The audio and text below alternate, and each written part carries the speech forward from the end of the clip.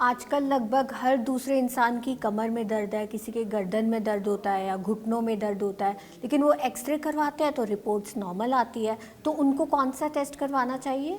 देखिए जैसे नेक के आजकल काफ़ी ज़्यादा हम देख ही रहे हैं। लोअर बैक के कमर दर्द के तो केसेस थे ही, बट नेक के केसेस क्योंकि लाइफस्टाइल हमारी ऐसी हो गई है, हम स्क्रीन जब भी देखते हैं तो हमारी नेक ऐसे टिल्ट रहती है काफ़ी लंबे समय तक, तो उसको हम ज़्यादातर टेक्स्ट नेक सिंड्रोम कहते हैं, बिकॉज हम टेक्सटिंग कर रहे हैं और इसी तरह से हमारा गर्दन है। तो ये पॉस्चर हमारे लिए ठीक नहीं है लंबे समय तक। सेम अगर हम बैक की भी बात करें तो हमारा सिटिंग पॉस्चर्स ज़्यादा लंबे समय तक रहता है, तो वो भी एक कॉज है। इसके अलावा अगर वज़न ज़्यादा है वो भी एक कॉज है। तो ऐसे कई कारण हैं। और नी जॉइंट या जॉइंट पेन के काफ़ी सारे आजकल हमारे पास केसेस आते हैं, पेशेंट्स टेस्ट कराने के लिए आते हैं। उसका मेन रीज़न यही होता है कि हम एक्सरसाइज नहीं कर रहे, हमारा सप्लीमेंटेशन ठीक नहीं है, या ओवरऑल हमारा जो मसल परसेंटेज है वो कम है, हमारी डाइट के अंदर प्रोटीन इंटेक कम है। तो इस वजह से हमारे जॉइंट्स पर ही पूरा प्रेशर पड़ता है।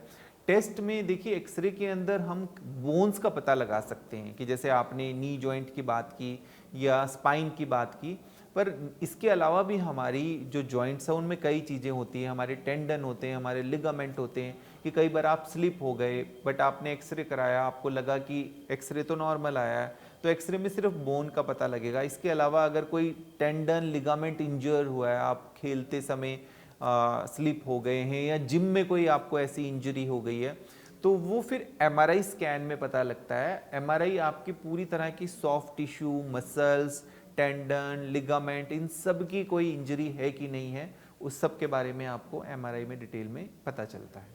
आजकल लोगों को थकावट इतनी होती है कि घंटों तक लेटे रहते हैं, पूछो तो कहते हैं कि हम तो हैं ही आलसी।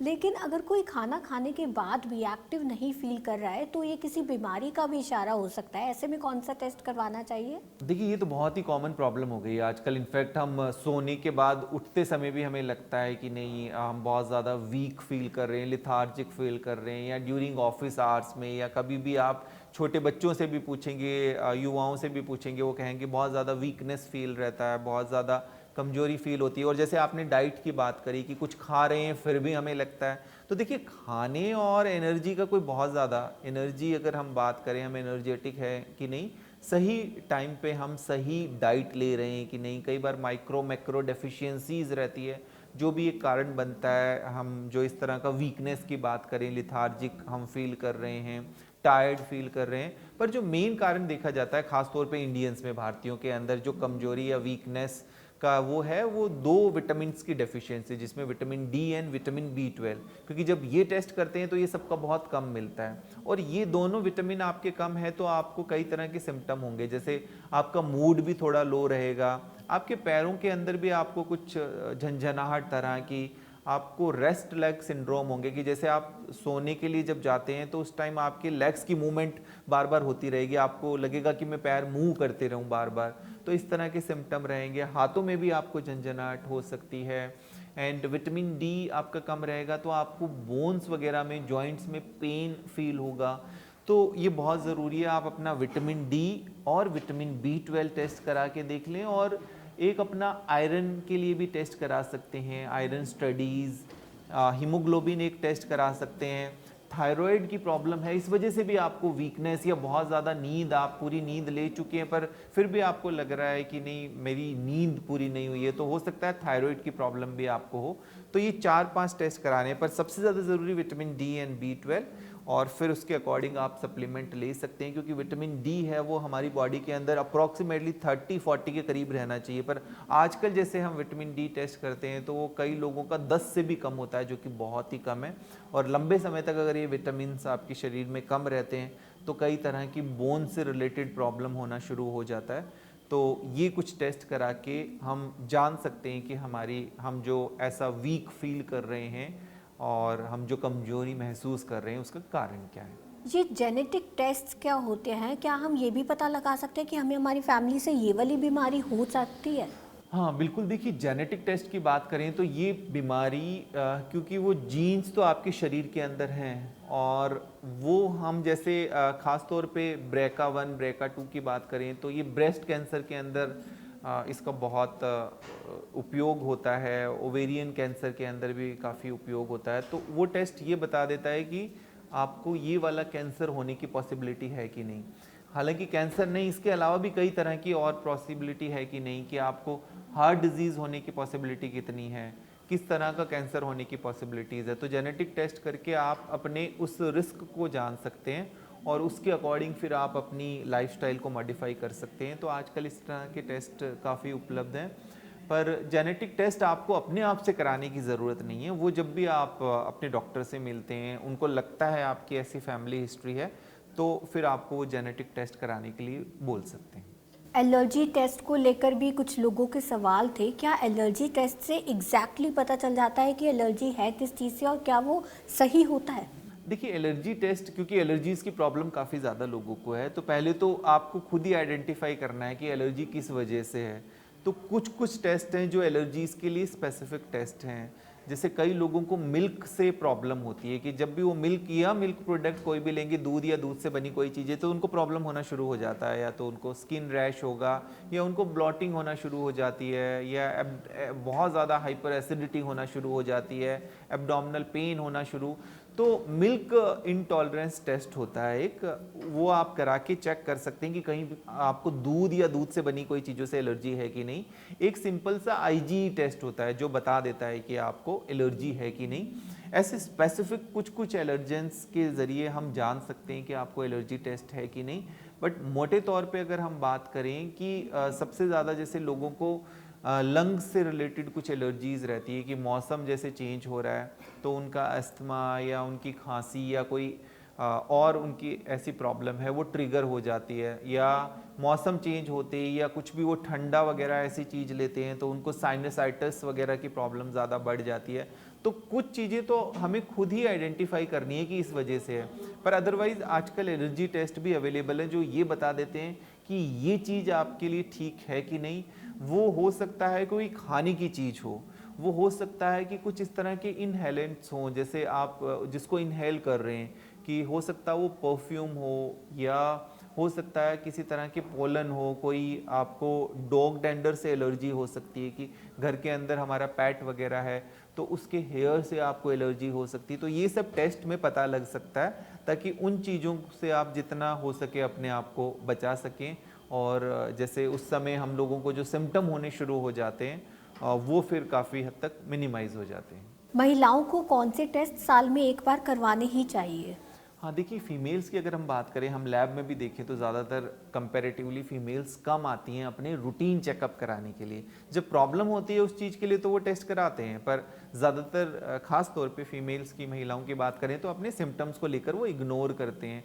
कुछ कुछ टेस्ट बहुत ही ज़्यादा ज़रूरी है, जैसे भारत के अंदर देखें तो सर्वाइकल कैंसर बहुत ज़्यादा बढ़ रहा है, तो एक अपना पैप्समियर टेस्ट वो ज़रूर कराएं। 21 साल की उम्र से वो टेस्ट शुरू कर सकते हैं, तो वो किसी भी गायनेकोलॉजिस्ट के पास आप जाते हैं वो कर सकते हैं, या लैब के अंदर टेस्ट हो सकता है। एक मेमोग्राफी टेस्ट, क्योंकि उसके बाद अगर हम देखें तो ब्रेस्ट कैंसर काफ़ी ज़्यादा बढ़ रहे हैं, और ब्रेस्ट कैंसर के जो हमारे पास भी केसेस आते हैं स्टेज 3 स्टेज 4 पर होते हैं, पर ब्रेस्ट कैंसर को बहुत अर्ली स्टेज पे आप डिटेक्ट कर सकते हो। उसके लिए एक तो सेल्फ ब्रेस्ट एग्जामिनेशन होता है, जिसके यूट्यूब वगैरह पे काफ़ी ज़्यादा इस तरह के ट्यूटोरियल्स हैं, वो देखकर आप कर सकते हैं। और साथ के साथ एक मेमोग्राफी जो कि एक टाइप का एक्सरे होता है, तो वो 40s की एज में, या आपकी फैमिली हिस्ट्री है, आपके फैमिली में किसी को कैंसर रहा है, आपकी मदर को, सिस्टर को, नानी को, किसी को भी, तो आप मेमोग्राफी टेस्ट, ये एक एक्सरे करा सकते हैं। इसके अलावा फीमेल्स में कई तरह के हार्मोन से रिलेटेड प्रॉब्लम रहती है। थायराइड काफ़ी ज़्यादा कॉमन होता है, तो अपना एक थायराइड टेस्ट करा सकते हैं।